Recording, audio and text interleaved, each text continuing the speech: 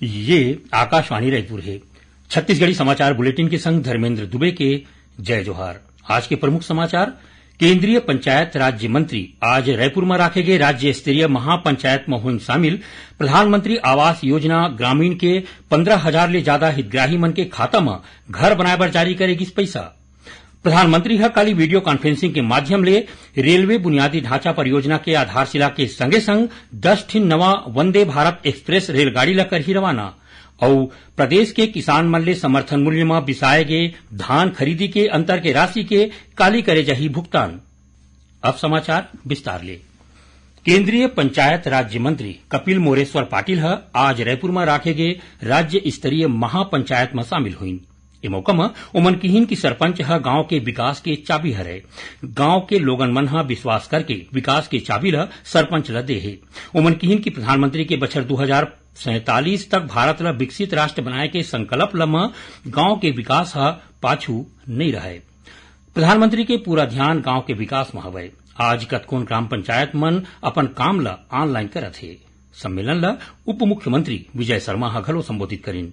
ए मौका में उमन प्रधानमंत्री आवास योजना ग्रामीण के 15,000 ले ज्यादा हितग्राही मन के खाता में घर बनाए बर 49 करोड़ 21 लाख रुपया के पैसा दिन। वहीं केंद्र सरकार के महत्वाकांक्षी योजना राष्ट्रीय ग्राम स्वराज अभियान के तहत बस्तर और सरगुजा संभाग के अनुसूचित जगह के 600 पंचायत मन में कंप्यूटर पर 3 करोड़ रुपया के जारी करें। ऐसने राज्य के 833 ग्राम पंचायत मन में ज्ञानोदय वाचनालय के स्थापना पर 25 करोड़ रुपया जारी करेगी। सम्मेलन में सतत विकास लक्ष्य मन के स्थानीयकरण के बढ़िया काम करैया ग्राम पंचायत मन ला 9 थीम ऊपर सम्मानित करेगी, जेमा आजीविका उन्नत ग्राम पंचायत बर ग्राम पंचायत नागम, स्वस्थ ग्राम पंचायत बर सांकरा, बाल हितैषी ग्राम पंचायत बर नीलजा, जल के प्रचुरता बर ग्राम पंचायत बाघ नदी, स्वच्छ और हरित ग्राम पंचायत बर जोंकबाला, आत्मनिर्भर बुनियादी ढांचा ग्राम पंचायत के अजवाल, सामाजिक रूप ले सुरक्षित ग्राम पंचायत बर पिकरीपारा, सुशासन ग्राम पंचायत बर खड़गवाकला और महिला हितैषी ग्राम पंचायत बर ग्राम पंचायत कुथरेल ला सम्मानित करेगी। उन्हें माओवाद प्रभावित गांव मन तक बुनियादी सुविधा और कल्याणकारी परियोजना मन के लाभ बर नियद नेल्ला नार योजना शुरू करेगे है। ये योजना ला बने ढंग ले बनाए के सेती सुकमा जिला के कोंटा जनपद पंचायत के तहत ग्राम पंचायत मन ला सम्मानित करेगी, जेमा ग्राम पंचायत बगड़ेगुड़ा, दुलेड़, एलमागुड़ा, चिमलीपेटा, पोटकपल्ली और ग्राम पंचायत सिलगेर के सरपंच मन ला सम्मानित करेगी। प्रधानमंत्री नरेंद्र मोदी काली वीडियो कॉन्फ्रेंसिंग के माध्यम ले 85,000 करोड़ रुपया ले ज्यादा के 5900 ले ज्यादा रेलवे बुनियादी ढांचा परियोजना के आधारशिला राखी और संगे संग 10 ठिन नवा वंदे भारत एक्सप्रेस रेलगाड़ी ला हरा झंडी दिखा के रवाना करही। वहीं श्री मोदी देश में 50 ठिन प्रधानमंत्री जन औषधि केंद्र के लोकार्पण घलो करही, जेमा दक्षिण पूर्व मध्य रेलवे के जांजगीर, नैला, पेंड्रा रोड, नागभीड़ और नैनपुर केंद्र शामिल है। एक संगे संग बिलासपुर रेलवे स्टेशन परिसर में रेल कोच रेस्टोरेंट के लोकार्पण करी। संगे संग दक्षिण पूर्व मध्य रेलवे में वन स्टेशन वन प्रोडक्ट योजना के तहत 50 ठिन स्टॉल मन के लोकार्पण करही और बिलासपुर में इलेक्ट्रिक लोकोशेड के लोकार्पण घलो करही। प्रधानमंत्री कहीन है कि कोनो भी देश माईलोगिन मन के बने ढंग ले सम्मान करके आगू बढ़ सकते। प्रधानमंत्री नई दिल्ली में आज सशक्त नारी विकसित भारत कार्यक्रम ला संबोधित करत ए बात कही। कार्यक्रम के दौरान प्रधानमंत्री 1000 नमो ड्रोन दीदी मल्ला ड्रोन सौंपिन। उमन कहीन की सरकार के आने आने योजना के सेती 1 करोड़ ले ज्यादा माईलोगिन मन लखपति दीदी बन चुके हैं। ये मौका में प्रधानमंत्री दीनदयाल अंत्योदय योजना राष्ट्रीय ग्रामीण आजीविका मिशन के समर्थन ले सफलता हासिल करैया लखपति दीदी मन ला घलो सम्मानित करें। कार्यक्रम में छत्तीसगढ़ के लखपति दीदी मन घलो वर्चुअल रूप ले शामिल हुईन। गौरेला पेंड्रा मरवाही जिला मुख्यालय में हुए समारोह में जिला के लखपति दीदी मन प्रधानमंत्री ला लखपति बने के मेरी जुबानी मेरी कहानी सुनाईन। इस दौरान केंद्र सरकार के आने आने योजना उज्ज्वला, सुकन्या समृद्धि और बेटी बचाओ बेटी पढ़ाओ के बारे में गौर बात करें। बाँचे समाचार के पहली सुनाओ ए संदेश। बचपन से अब तक मेरी माटी ने दुलारा, आज मुझको है मेरे देश ने पुकारा। चल पड़े हैं हम सबके कदम, बदलने भाग्य देश का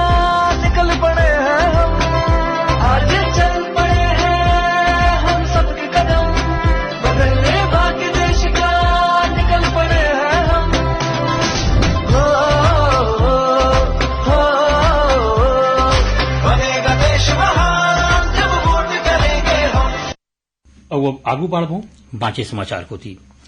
प्रदेश के किसान मन ला काली धान खरीदी के अंतर के राशि के भुगतान करे जाही। मुख्यमंत्री विष्णुदेव साय आज झारखंड दौरा में निकले के पहली रायपुर में मीडिया के संग गोटबात करत कहिन कि काली के दिन किसान मन के दिन होही। 24,72,000 किसान मन ला काली धान के अंतर के पैसा दे जाही। मुख्यमंत्री है कहिन कि 10 मार्च के प्रदेश के 70 लाख ले ज्यादा विवाहित माई लोगिन मन के बैंक खाता में 1,000 रूपया पहुंच गए है। अब हर महीना ओखर खाता में 1,000 रूपया जमा हो जाही। लोकसभा चुनाव के पहली बस्तर संभाग के 43 जिन भाजपा नेता मन के सुरक्षा ला बढ़ा दे गए है। एमा पार्षद ले के जिला अध्यक्ष, मंडल अध्यक्ष और सदस्य मन ला Y+Y और X श्रेणी के सुरक्षा दे गए है। पाछू विधानसभा चुनाव के पहली माओवादी मन भाजपा नेता मन के हत्या कर दे रही। यही सब घटना ला देखत सुरक्षा की व्यवस्था करे गए है, जेमा सुकमा जिला के 6, बीजापुर के 10, दंतेवाड़ा के 17, बस्तर के 4, कोंडागांव और नारायणपुर के 1-1 के संगे संग कांकेर जिला के 4 जिन भाजपा नेता शामिल है। बेमेतरा जिला के जनपद पंचायत बेरला के अध्यक्ष और उपाध्यक्ष के खिलाफ लाए गए अविश्वास प्रस्ताव पारित हो गए हैं। 25 सदस्य वाले ए जनपद पंचायत में 20 सदस्य मन अविश्वास प्रस्ताव के पक्ष में और 4 ही सदस्य मन विपक्ष में मतदान करीन। एक ठिन मत अवैध घोषित हो गए। अविश्वास प्रस्ताव के बाद कांग्रेस समर्थित अध्यक्ष हीरा वर्मा और उपाध्यक्ष नवाज मुंशी खान ला अपन पद ले हटे बर पड़ गए। छत्तीसगढ़ राजभाषा आयोग के 3 दिन तक चलैया छत्तीसगढ़ी भाषा में प्रशिक्षण कार्यक्रम आज ले नवा रायपुर में शुरू हो गई। कार्यक्रम के उद्घाटन संस्कृति विभाग के सचिव अनबन पी करेन। प्रशिक्षण कार्यक्रम में संयुक्त सचिव, उप सचिव, अपर सचिव और विधि विभाग के अधिकारी और कर्मचारी मन शामिल हुई। प्रदेश युवा कांग्रेस के कार्यकर्ता मन आज राजधानी रायपुर में रोजगार की मांग ला लेके विरोध प्रदर्शन करीन। ए दौरान कार्यकर्ता मन धरना वाले जगह बूढ़ापारा ले मुख्यमंत्री निवास के घेराव करे बर निकलिन। फिर ओमन ला सपड़े स्कूल के तीर रोक देगिस। विरोध प्रदर्शन में युवा कांग्रेस के प्रदेश अध्यक्ष आकाश शर्मा के संगे संग कतको पदाधिकारी और कार्यकर्ता मन शामिल हुई। श्री रामलला दर्शन योजना में अयोध्या धाम भर रायगढ़ जिला के श्रद्धालु मन के पहली टोली आज निकली। वित्त मंत्री ओपी चौधरी बिलासपुर रेलवे स्टेशन ले ए भक्तजन मन ला अयोध्या धाम बर शुभकामना देवत रवाना करीन। रायगढ़ जिला ले अयोध्या धाम दर्शन बर पहली जत्था में 112 जिन यात्री शामिल है, जेमा 84 जिन गांव के और 28 जिन शहरी जगह के भक्तजन हवय।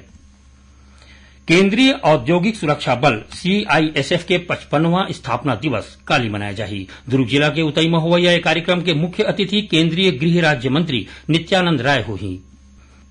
बीजापुर जिला के कुटरू थाना क्षेत्र के पाता कुटरू जगह में माओवादी मन एक जिन गांव के मनखे के हत्या कर दिन। मृतक गांव के मनखे ला माओवादी मन पाछू 8 मार्च के अपहरण कर ले रहीन। मनखे के शव ला पाछू रतिहा रद्दा ले बरामद करेगिस।